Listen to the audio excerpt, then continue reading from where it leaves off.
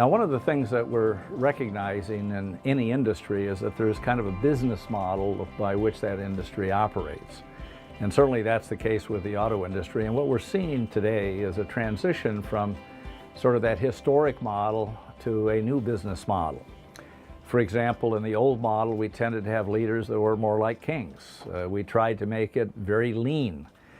We used physical prototypes, and there's a bunch of other things that were a part of that.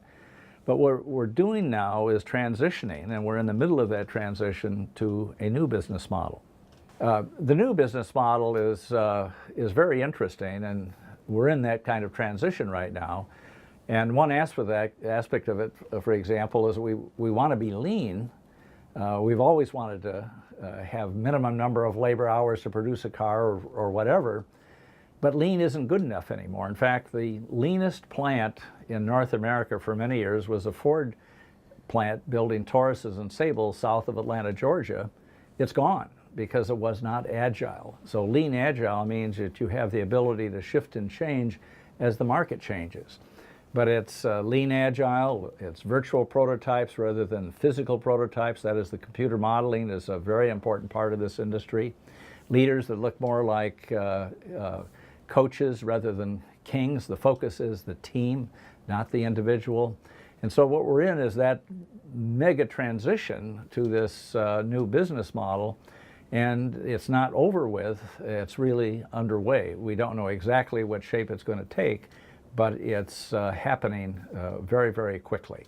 Now, one of the aspects of this change is instability. And we have to understand that while we like to have a fixed picture of what the future is going to be, that's not true in this industry, or for that matter, just about any industry or organization today. Highly unstable, not in a final form. So the message is fasten your seatbelts and make sure you're trying to be as smart as you can be. Now, one of the sort of the new areas of concern or interest, we don't know exactly how this is going to unfold, is the Trump effect. Obviously, he's got some different ideas from, for example, the Obama administration. And we look at the areas that could have a potential impact on the industry. There are a number. Regulation, for example, there's review of fuel economy regulations in the future, immigration, tax policy. And as you look across the whole economic structure of the industry, you have to realize that the political environment is very much tied to this industry, and so you have to be very careful about how you deal with this. One of the areas that is of concern right now is NAFTA, the North American Free Trade Agreement. This has been worked out quite a few years ago. As President Trump came in, he talked about, well, we've got to try to bring things back here. But this had fairly well optimized the relationship between Mexico, Canada, and the U.S. And the question then is, if you start changing things, is that disruption going to be a negative? And we don't know the answer, but it's just one of those other factors that we have to deal with in terms of the Trump effect on this industry. Another aspect of the industry is we're seeing kind of a division between companies. And I would characterize that in terms of the division between the haves and the have-nots. The haves, for example, are large companies, GM, Ford, Toyota. There are other auto companies that can't do everything. In fact, when you look at what's on the table today, whether it's autonomy, mobility, advanced powertrains, or any other number of different things. Plus, one of our most serious concerns is the lack of an appropriately trained or educated future workforce. This is a big deal, and that's the haves are probably in a better position to handle this than the have-nots. And it's not just the manufacturers. This also applies to suppliers. And I would argue that I don't care what business you're looking at, across our economy, you're probably going to see some separation between the haves and the have-nots. That's really kind of the fact of life in this kind of a turbulent era that we are in today. One of the things that we have to recognize about any business is that you've got to make some money. So you watch costs, revenue, but also you have to deal with things like agility. Can you move quickly if fundamental things change? And are you innovative? There was a classic book written many years ago, back in the 90s, by Clay Christensen, who is a professor at Harvard in the business school. And he wrote a book called Innovator's Dilemma. And when we think about tech today, we sort of think, well, tech is everything. Well, in the mid-90s, if you remember back in that time frame, with computers, we often had disk drives. And that was viewed as high tech at that point. Well, every next generation of disk drive, and this happened over a relatively short period of time, was done by somebody else. They started big, they got smaller, and the ones that got obsoleted, they disappeared from the scene. And I think we have to recognize that unless you're innovating, looking ahead beyond where you are today, you run the risk of having being eliminated by innovation. One of the classic examples of this was Kodak. When I was young, not that many years ago actually, we used film in cameras. Kodak was one of the inventors of digital photography, and they said, that's going to hurt my business of film, and so they didn't capitalize it, and as a consequence, Kodak is gone today. So innovation is fundamentally important to any organization in the kind of a dynamic world that we are in currently. As we look to the future, and certainly this is true of the auto industry, one of the things that we're seeing is the disappearance of traditional boundaries. At one point, we kind of thought of the industry as fairly simple. For example, I was a mechanical engineer. I taught mechanical engineering at the University of Michigan.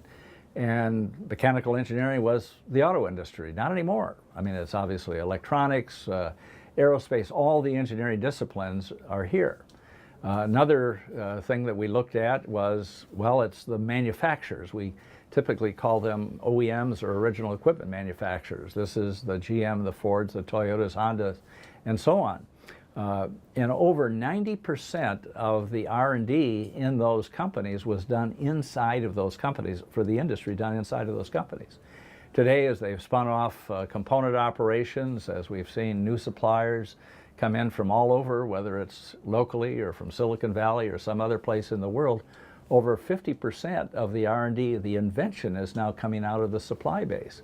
So that boundary, whether we think of it between disciplines or between countries, it's disappearing. It's uncomfortable because we like to think of this as my space and that's your space rather than shared space. But that's the reality of the world that we are in today, and we might as well get used to it, accept it, and try to take advantage of it rather than be fearful of it and therefore lose a competitive position. One of the things that we recognize today, there's a lot of kind of big things that are happening. There are a number of issues that are very significant. For example, when you look at technology and materials, all the research and development that's going on, things are changing very fast. We see high-strength steels, we see aluminum in places that never was before, and we see all kinds of hidden manufacturing processes that we didn't even know how to do a few years ago. And you look at electronics and how that's deeply embedded in the vehicle of today. So generally, the whole issue of technology, research and development, advanced materials is a very dynamic part of the industry. Another aspect is when we look at the people issue, and the people issue is really important. I mean, one aspect is that we don't have all of the appropriately educated people that we need right now. And obviously the political structure of what's happening today with the new administration sort of bringing sort of a business view in where the traditional political view was kind of the thing of the past, or is the thing of the past now. It's a different world. The concept of mobility, which is not just hopping in your car and going someplace, but maybe an Uber or Lyft car picking you up, or a car with, that is shared with somebody else. For example, General Motors has started a program called Maven, where you pay so much a month and you get a chance to drive any number of different vehicles depending on what your particular needs are, whether it's a vacation trip or just going to the office. Another thing is international events, and obviously we live in a world where there are a huge number of uncertainties. We look at North Korea, we look at Iran, we look at the UK with Brexit pulling out of the European Union. We look at the issues that are being discussed now with respect to the North American Free Trade Agreement, and it's a volatile world. Another thing we can't ignore is we have natural events that can impact us. Could be a tornado or a hurricane, or a very interesting one a few years ago was a tsunami and earthquake off the coast of Japan that wiped out a couple of Japanese suppliers where the only supply of that part was disrupted by this earthquake and tsunami. And it basically shut the Japanese industry down for a number of weeks because of that part being missing. And when you think about a vehicle has thousands of parts on it, you can't sell it until every part is in place and working properly. And then we have sort of a huge issue emerging. We don't know exactly where it's going to go, and that's with autonomous vehicle technology. The ultimate in a 5-level scheme of not much autonomous technology to fully autonomous vehicles where you would be taking a trip while you're asleep in the back seat. And the ramifications of this are absolutely unbelievable. It's evolving right now very fast. There's probably too much hype compared to what I think is reasonable at this time. Everybody's trying to compete with one another. And the reality is that we're really quite a ways away from what we would call that level 5 totally autonomous vehicle. It's coming, but it's not an easy thing to deal with it at all. Another issue is the future market. And we like predictability. If we're selling something, we like to have a customer that's there. We know what that customer wants, and we can sell profitably what we want to sell to that customer. And we have to face the fact that surprises and dislocations are likely. Might be related to interest rates, overall political set of events occurring, the economic events, consumers when they're making a lot of money and have a very positive view of the future. You know, that's one thing, but a buyer that is afraid that I shouldn't buy because I'm not sure the economy is going to be good, that's another thing. We have energy issues. We're, of course, looking at potentially electrification of vehicles. Where are we going to get the fuels for whatever we're talking about? And we often forget that just a few years ago, we had some significant energy uncertainty in this country. And then all of a sudden, fracking happened, where we dramatically increased our petroleum resources, both liquid petroleum as well as natural gas. And that was a huge event in terms of impacting the ability to fuel at least fossil fuel type vehicles. And then global events, where they're going to occur, when they're going to occur, we just don't know. We have to be prepared for surprises.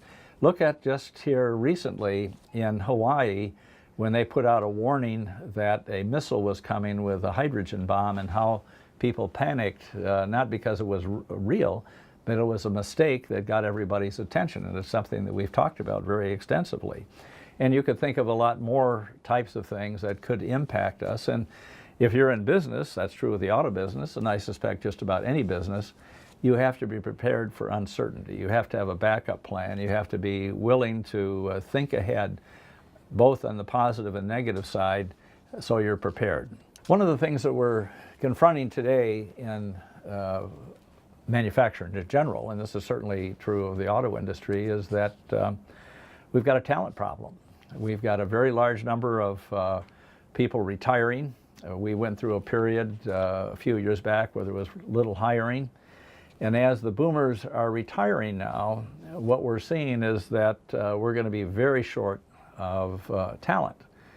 We're not educating people appropriately. For example, here in the state of Michigan, at a conference that the governor had a few years ago looking at the future talent, the number one shortage is actually skilled trades and technicians. And we have basically kind of taught people to think that if you get your hands dirty on something, it's hands-on. The only place that parents want their kids to have hands-on is hands-on a computer. And the reality is that we are very short of people that have appropriate education. We see this in a number of areas. For example, tooling, suppliers, the manufacturers. Everybody has areas of concern, whether it's in the ability to program computers, the ability to fix something that's very complex, or to produce something. I was talking to a Chrysler person a few months ago, and she made the comment, in their dealerships at that time, they were facing a shortage of over 2,000 diagnostic technicians. And this is typically a community college degree with some type of an internship, but they can earn $70,000, $80,000, $90,000 a year if they're a diagnostic technician. We're very, very short, and so the implications of this are very significant. The other thing I might add is that it is not unique to us. And in fact, some areas of the world, it's far more complex and serious a problem than it is here. For example, in Japan, their birth rate is about 1.3. They have very limited immigration. Women historically have not had much of a role at all in sort of the professional world. And what they're facing right now is a rapidly aging population. It's actually declining. And so their challenge is, of course, much greater than our challenge. But we have that challenge too. There's a problem in China, there's a problem in Germany. Really the whole world, the whole industrialized world is going to be dealing increasingly with this talent issue. And one of the things that it really emphasizes in my mind, if you're a parent, grandparent, or a young person, when you start thinking about an education, get a degree, get an education, whether it's 2-year, 4-year school, that's a fit with opportunities in the economy. And I'll give you an example. I have a former student called me a few months ago, and his son had just graduated from my old department at the University of Michigan, mechanical engineering. He had an offer from every company that he talked to in the interview process. He has a serious girlfriend. They were thinking about getting married, and she has a degree in political science, a bunch of student debt.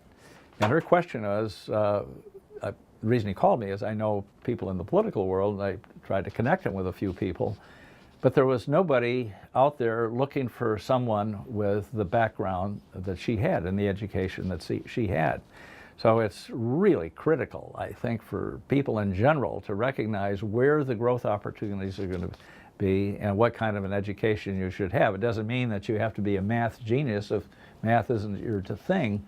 But there are career opportunities with the capabilities that just about everybody has if they are appropriately educated. But equipment, for example, I was giving a talk at a tool and die conference a few months ago in West Michigan, and there's not many people in the tooling area that are going into that field with a very large number of retirements. And when you talk about making things, if you don't have tools and dies, you can't make those things. And so this shortage of people is a really big deal. And we're seeing this in the equipment side too, that now we are in a very rapid transition to new kinds of technology. And some of these things don't appear quite as quickly as you would like. And then we have to deal with the reality of natural events. Who knows what's going to happen? Big snowstorm, how disruptive that can be, the point that I mentioned earlier with a tsunami and earthquake, big deal. And I would say there's choke points related to materials. We've seen a dramatic increase in the price of aluminum. Most people aren't really thinking about this, but when you talk about electrification and lithium batteries, which probably are the direction we're going as we use more batteries in vehicles, one of the key elements in a lithium battery is cobalt. And we have a massive shortage developing across the world with cobalt. In fact, there was an article in a day or two's Wall Street Journal about the cobalt issue. And we don't think about these things. We kind of take it for granted that whatever we want to do, all the stuff is going to be there to do it. And that is not necessarily the case. And that's certainly true when we look at materials.